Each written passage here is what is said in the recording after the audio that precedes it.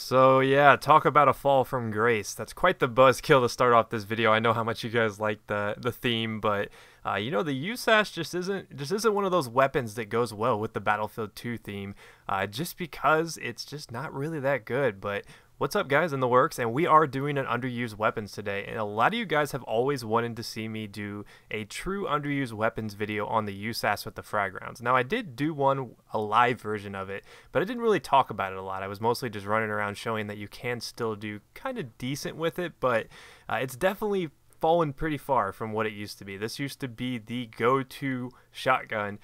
If you wanted to make a server just absolutely hate you back in the day, you got out the USAS, you got out the frag rounds, you went to Metro, and you just sat there on top of an ammo pack and just spammed. But it definitely had a fall from grace. It is no longer anywhere near what it used to be, and I'm sure you guys are well aware of that.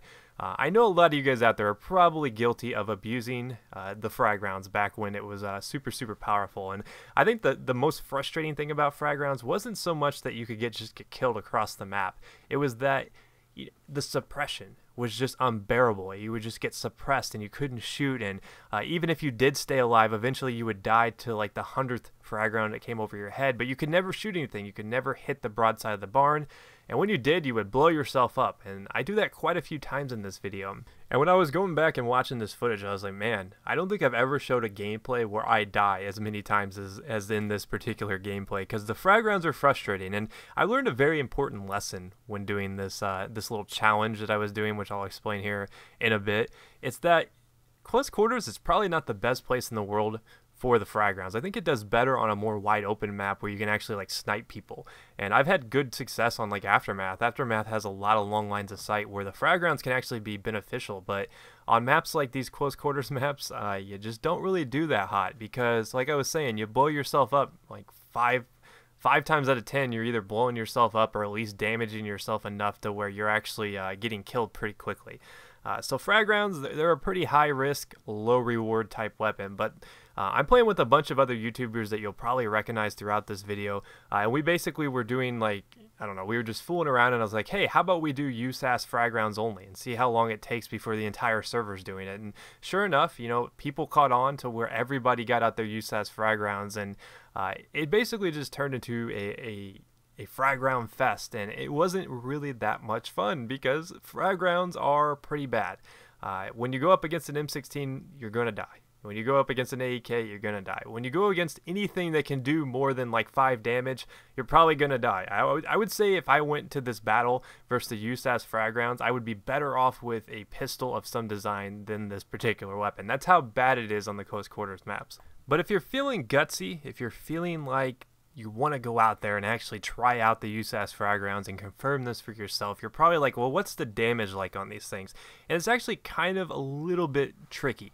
If you do equip frag rounds, your USAS is going to go down in rate of fire. That was one of the way DICE kind of balanced it out, because before there was some glitch out there where you could just fire this thing at its normal speed and it made it just super overpowered. Now you can only shoot it at, I think, 200 rounds per minute.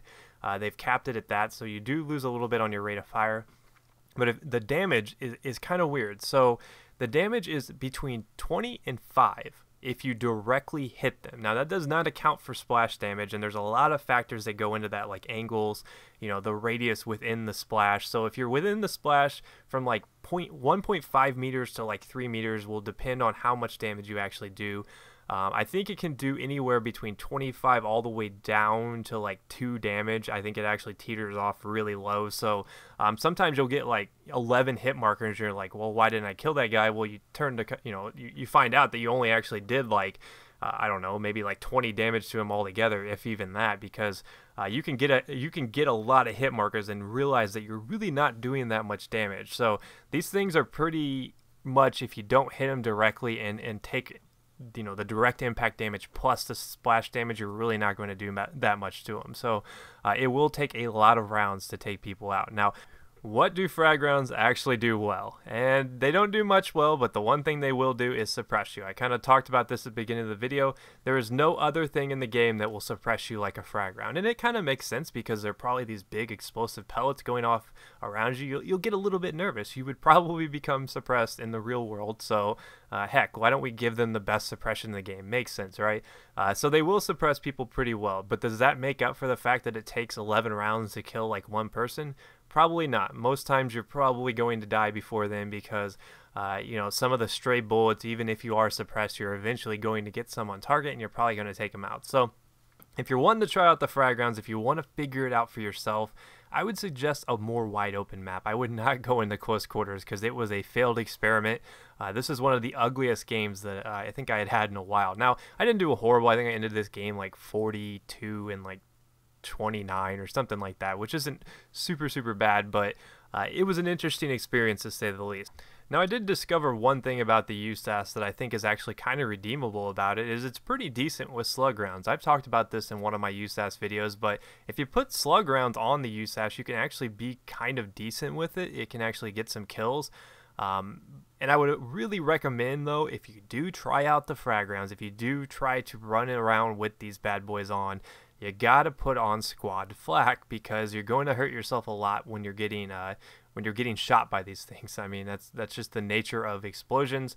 I think I suicided like 2 or 3 times in this video, so it does happen. You can see there I'm taking damage from my own frag rounds, and that guy comes and just destroys me with a PP-19, which is a little bit embarrassing because I consider that one of the worst weapons in the game. So anyways, hopefully you guys enjoyed this underused weapons. Frag rounds are fun, but they can be really frustrating. If you missed any of my past videos, here's a chance to catch up, and I'll see you guys next time. Peace.